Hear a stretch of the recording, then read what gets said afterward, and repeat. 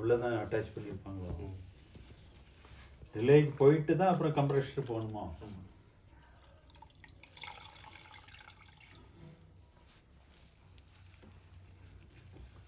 ஃப்ரிட்ஜில் மெயின் பார்ட்டே இதுதான்.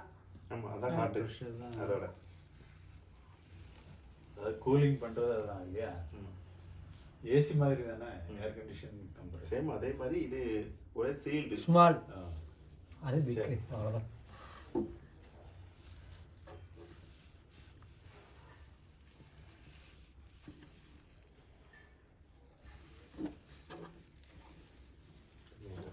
இந்த வயர் வந்து அதில் மாட்டக்கூடியதா? நீங்கள் அதில் பிரித்து போட்டிருக்கீங்களே.